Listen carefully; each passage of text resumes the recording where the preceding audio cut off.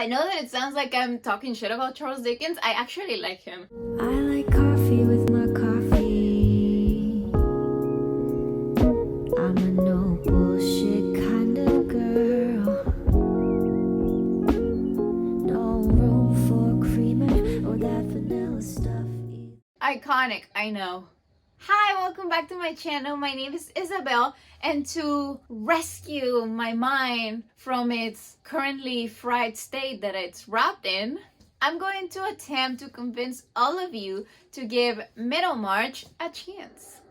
Maybe you have heard of this little novel, a little bit underground and alternative, called Middlemarch by one George Eliot. You know, I'm not like other girls. Also known as the best British novels of all time. No pressure right there. Love it, hate it. Everyone has something to say about it. Everyone that has read it has some strong opinions about it. It's probably in a lot of your famous TBR lists of greatest novels to read before dying. Or, I don't know, maybe you read it in school and you completely hate it. It's all valid. The Virginia Woolf famously said that Middlemarch was one of the few English novels written for grown-up people. Take that, Charles Dickens, I know. So let's just focus our last two remaining cells and manifest some big brain energy because we're gonna need it. First, what is it about? Middlemarch, or A Steady and Provincial Life, follows the lives of the Middlemarchers from the years 1829 to 1832. The short version, a bunch of people married when they shouldn't have, and those marriages fail, but don't worry, some characters find happiness in true love and some don't. The long and juicier version of Middlemarch presents us a structure of multiple plots with multiple subplots. All of this to make the cosmos of the town, and this is the reason why it is the aesthetic of provincial life and not just the story of ex-heroine, ex-hero. The main plot line and the way that the novel starts is with the story of Dorothea. Dorothea is a young woman. She is an orphan, but she's wealthy. She has this uncle, and she's about to get married. She's of age. She is this lovely woman who's very idealistic, and she ends up marrying this wealthy, older man whom everyone thinks is a bad match. And it's interesting how we often see in other novels that people who want to mess up, and sometimes we see that older people are always trying to arrange marriages, or like that's all they have to do. Like if you read a Jane Austen novel, you will see that older ladies only focus on pairing up people and it's seen as a joke. Well, here the older people are actually right. This is a bad marriage and you know it because the narrator is telling you this, but the characters have no idea. So that's her story. She marries this man that she shouldn't have. She has a failed marriage, and we get to see how that untangles. Next, we have Lightgate, or should I say like Dr. Lightgate. He is this educated man that is an outsider. He comes to Middlemarch and he has been educated elsewhere, like Paris, London, big city boy. And he comes in and he realizes very late, I think, in the novel, that he doesn't have a clue. His naivete is the perfect storm for Rosamond, the local beauty, to convince him that he wants to marry her. So they get married. And as I said, this is a story about very bad marriage decisions. So their marriage is also doomed to failure. And something that I love about this character and the way that he's introduced in this novel, which is after Dorothea, we first start, and if you don't know, you think this is a story going to be about her as our heroine and just about her. But then the spotlight switches to him, and then through him, we can see the oddities of Middlemarchers, because Dorothea is one of them. Even if she is like not like other girls, she's not pointing things out, or they don't stick out as odd as to Lightgates.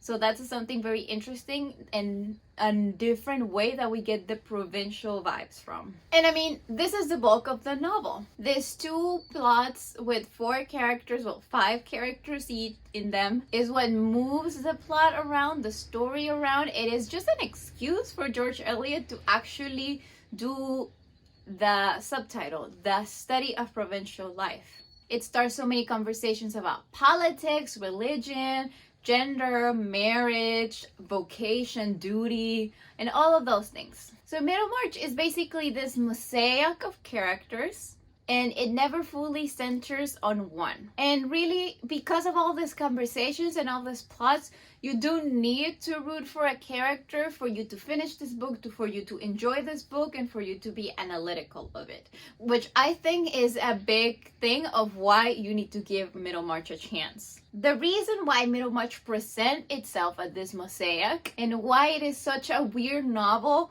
compared to its contemporaries that only focuses on one hero or one heroine or one couple is that the mosaic of characters allows us to never fully center on only one character's thoughts or decision making. You probably have heard of an omniscient narrator, so I'm not going to bore you with all of that. The narrator in Middlemarch is so funny and sharp that it is not funny of cracking jokes. It is funny because it's interesting, because it's kind of doing almost a psychological analysis of the characters that we are reading about. So you can never take the characters too seriously, not because they're ridiculous to our modern views. It's just because the way that they act, because they don't have this omniscient perspective, is like how regular people actually act. And the way that this novel is narrated in these points creates the effect where you end up completely as an spectator, which is what we actually are as readers. So we are not rooting for anyone in particular, or at least I wasn't, because you are not over emotional about the characters, because of all of these conversations and themes about reality, because there's jumping back and forth between arcs, because of the commentaries of the narrator. So you are more aware of their faults as human beings. You are critical about the decisions, and you are analytical about the political and social commentaries that the book brings about. So Middlemarch is special in this way and in many other ways. And this is why you should add it to your TBR. If not, just read it right now after you finish this video, of course. Because the same narrative quality that arranges this mosaic of characters and oddities and just the way that things were back then would appeal to readers that enjoy character-driven stories and plot-driven stories. It's a good balance between both of them. These two merge within George Eliot's pen, and the result is an exquisite narrative. Exquisite, I'm telling you. That doesn't take itself too serious, that does a lot of commentary about the times and the people and the traditions, the difference between city and province, and it's just very spectacular compared to other Victorian literature that try to do the same thing in a completely different, more traditional way. Think of Charles Dickens. I know that it sounds like I'm talking shit about Charles Dickens. I actually like him. I have no beef against Charles Dickens. I actually like him, okay? Compared to other people that I know that they hate him. I love Charles Dickens. This is nothing against Charles Dickens. Oh my god. Sorry. Now let me take you to some of my favorite themes and that Eliot weaves in the narrative in a very interesting way, because I'm personally always looking for this, but there are many other themes that I'm not going to go into them. Just you can Google them a little bit or something like this. I don't want the video to be too long, but I also don't want to give any spoilers. So I'll try to be as spoiler free as I can. First, tradition versus modernity. Again, we see this with many characters in many novels throughout history, because there's always this topic of, should we hold on to a traditional values or traditional stereotypes of being, or should we always go avant-garde? Should we always go into what's modern? And I don't care if you already read a lot of novels that talk about this, also read Middlemarch, because their examples are really cool. Here in Middlemarch, for example, here in Middlemarch, we have the character of Casaubon that I said before is the one that marries Dorothea. He is older, he's like a scholar, he's wealthy, and it is not a surprise that he is older than the rest of the characters that are front and center. All the older characters are actually a little bit silly, and they're always on the sidelines of the action. And I think that this is on purpose to kind of highlight how they are a dying breed. Casaubon dedicates his life to the study of something that is pointless And he cannot take this. He cannot take, for example, that Dorothea wants to help him, that she is intelligent, that she has her own drive, and he gets threatened by younger men. And his fragile masculinity is based on the idea that he is superior of everyone just because he is him, because of his last name, and because of his wealth. He does have two counterparts that embody the opposite though. And I think that they represent the two most common up and coming ways of being a man. Or not up and coming, but the alternatives. Because really the Industrial Revolution presented these two ways of acting if you are not Casaubon. Because Casaubon lives in the countryside. He is the owner of a state. He is gonna just stay at home in his study and read Greek. So if you're not him, you could be Ladislaw. I'm probably mispronouncing that. So I'm gonna call him Will. So if you're like Will, who is Casaubon's relative actually, but doesn't have any wealth, and is kind of like at the mercy of Casaubon's hospitality and his sense of duty, which is a big theme as well. He doesn't have a clear path, he doesn't have a clear career, and he actually needs one because he does need to work, not like other characters, because he's poor. However, he's not bothered by any of this. Will is as if you took him straight out of a romantic era novel and you drop him here in this realistic novel and you just said, hi, welcome to suffering. He is artistic, he's idealistic, he's sensible, and he suffers intensely due to his infatuation with Dorothea. And then he becomes a threat to Casaubon and their marriage because she is a forbidden woman. Okay, that is one possibility. You could be like, well, you could reject modernity. Who cares about Industrial Revolution? I'm a romantic. And of course, I relate. But as a foil to this romantic hero, we have, what's his name? Lydgate, who is this modern man. He's a doctor, he's a self-made man, which is new. It's rare. He's this doctor that is an outsider to tradition, to how families work, to how loyalty works, and with this immense naivete for the unknown, or for thinking that he cannot be played by little Middlemarchers. So actually we can tie Lydgate to this other theme, which is the self-made man, or yeah, like the self-made man versus the aristocratic gentleman with generational wealth.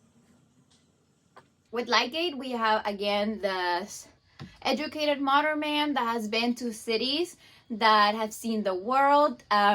Will has also seen the world as well, but he has with this nostalgic feeling, with this artistic view. But then with Lydgate, we have the men of science, the men of modernity. And compared to Will, who doesn't actually have a vocation, who's just kind of like idle, looking for whatever is coming to his life, or that he was doing before falling in love with Dorothea, Lydgate actually has this vocation of medicine because he's a physician. If he represents this self-made man, again, if we try to look for another example that is not Casaubon within like the same generation, it will be Fred, which is Lydgate's brother-in-law. Fred has this minor arc within Middlemarch with his beloved Mary, and he is relying on being the heir to his uncle, I think. And it kind of represents this danger of relying on someone else's wealth or on your name to have a comfortable life. Fred is not working. Fred doesn't have a goal. Fred is shook when things don't go his way, and he realizes that the world is changing, that he cannot be next Casaubon, that the Casaubon is a dying breed, and that he's very close to have nothing because other than his name and his position, he's no one. And Fred and Lydgate could be the perfect example of the theme of vocation and like idle pursuits. See what I did there? Great transition, right? But it's just because Lydgate wants to pursue medicine, and he naively thinks that his wife Rosamond is gonna leave her own ambitions for his selfless dream. And here's when we see that no character is perfect. Even he has this vocation, duty, education, whatever. You could say, oh my god, the perfect man is the self-made man.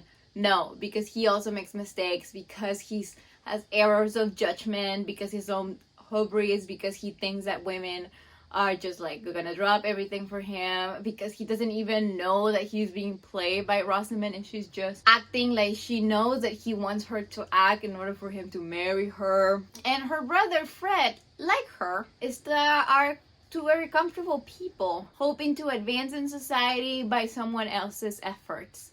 And in the case of Rosamund, it's the only way that she has, actually, because she's a woman. Women weren't allowed to have money, to have properties, to work, or any of that. So the only thing that they have any agency in, if any, was in their decision of marriage, because depending on who they marry is what their life is going to be like. So I'm not in the business of demonizing Rosamund at all. She did what she had to do. Go for it, girl. We stand Rosamund in this channel, honestly. Additionally, even when I already kind of let you know that like it is a self-made man, we also have Dorothea. She also has a vocation. It's not only men who can have vocation and duty, or the sense of duty, because we actually start our novel and with a prologue that talks about Saint Therese. And this prologue makes straight comparisons between Saint Therese and Dorothea, which is our heroine. And it's not that Dorothea is our heroine, that she gets a free pass. Dorothea is the dumbest person in this novel, honestly. Since minute one, we know it. Like, George Eliot let us know that she is a dumbass. She's not street smart at all. Even though she is established as sacrificing, virtuous, pious, and a character with a lot of potential, it is implied that she could waste all of this potential due to her gender, because of the lack of opportunities for women out there. And this takes me to the last theme I want to talk about, which is the most fascinating for me, and that's the woman question and marriage. Eliot is actually kind of like a controversial author in feminist scholarship, because you can never fully say, yes, she's a feminist writer. Because if you do, you're actually not taking into account a lot of things. Because believe me, I've tried. In this novel, though, I think that the fact that we cannot spot a specific hero, but we can spot the heroine. And I think that the ending is this conversation. The plot twist at the end is a conversation that happens between or two female characters that are like most prominent in the novel. Gives us enough evidence to make a study of female conversations under a feminist lens. Some, for example, are very quick to judge Rosamund, and as I said, we stand Rosamund in this channel. But the reason why it is easy to vilify her, because she is standing directly in opposition to Dorothea, that, as I said, is dumb, but is a very good character, a very good person in general, since the first page, is because Rosamund is as ambitious, as resourceful, as conspiring as she is beautiful. And the narrator really points out her ability to read the room. Like, she could scan and she knows what she needs to do to get what she wants. She knows how to represent herself. And because being resourceful and ambitious are good qualities in men, but are given to her, and they are lacking in any other male character in this novel, is why we are inclined to demonize Rosamund and to think that she is evil. Dorothea, on the other hand, has the most horrible flaw that anyone can think of. If you still want to write a good character, or if you still want to write a morally good character, but it needs to have a flaw, this is like the worst character trait that they could have, because she is very self-centered, like to the point of blindness. And Eliot proves that self-centeredness is not actually always bad. Dorothea is a great person. She is good. She cares about others. She cares about her husband. Even when he doesn't treat her very well, she still cares about him. She is good. But she is very self-centered in the way that she projects her goodness into others. So she is not capable of seeing that maybe Casaubon doesn't want to educate her as much as she would love to. Or she doesn't see why would Will fall in love with her, because she would never do something like that, because that's just not morally good.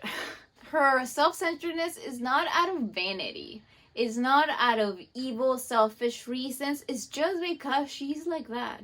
She is that naive and she is that focused on what she thinks or what she wants that is not self-aware. She's self-centered, but she's not self-aware of how she's coming to people or how people are behaving at her around her, which makes to a very interesting character analysis and which makes her the best victim for a con artist. Therefore, the rendering of both female characters, Rosamund and Dorothea, makes us question our own ideas about women, what is good, what is bad, what actual agency they have, and to kind of understand how marriage was the only thing that they could have any type of control about, and then the moment they are married, this control and agency is gone, and really how marriage could change their life for better or for worse.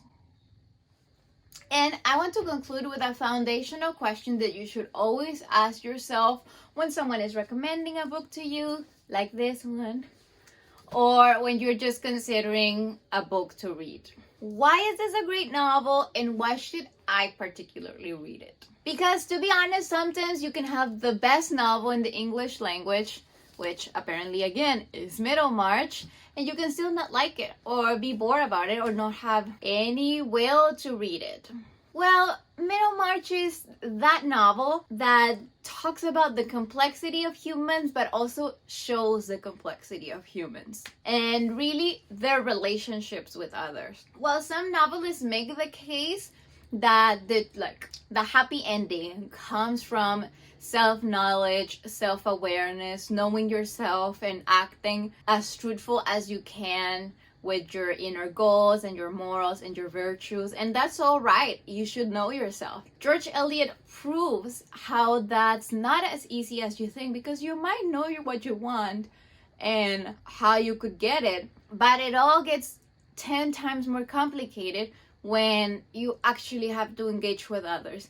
And in our world, we always have to engage with others, like marriage, happiness, work, labor, vocation, however you want to call it. They're all messy, and they're all messy because they all are about people, and people are weird and people are complex. And even when you think you understand them, you don't have this narrator voice talking about how everyone is actually feeling and what they're actually gonna do. So you only have to wing it. You give Middlemarch a chance, and you might not get the conclusion I got, that this is what I just told you. You might not get this big conclusion about life. You might not see the complexities of humanity in there. It's okay. But you are going to see how George Eliot is a master. She is just a genius. She crafts the most amazing prose. It's funny, she's snappy. And the thing is, it's not funny. It wasn't just funny then, and it's not just funny because we are in our actual times. I think that it's always going to be funny. I think it is always going to be critical. It is always going to be satirical almost. And you might have some masterclass of how to write this multiple plot narration. You can also draw connections of class, of how difficult life is for women. Anything that you would like to draw conclusions from, it's probably there. You just have to project it and it's going to be there. So go ahead, see for yourself if Middlemarch is the novel for you. And if it's not, no problem. Throw it away, never look at it again, and you're still going to be able to say that you read it and you prefer Charles Dickens. That's all from me. Thank you so much for watching this video. I hope you give Middlemarch a chance. And if you like this type of videos, when I go a little bit more in detail, a little bit of an analysis there, just let me know. I usually pick classic books that have a little bit of a prejudice against, or they're just somewhat intimidating. And I hope you leave me a comment down below. Thanks for watching. Keep reading, and when you're not, follow me on all my social media linked down below. I'm Isabel, as I said, and I'll see you all next week. Bye!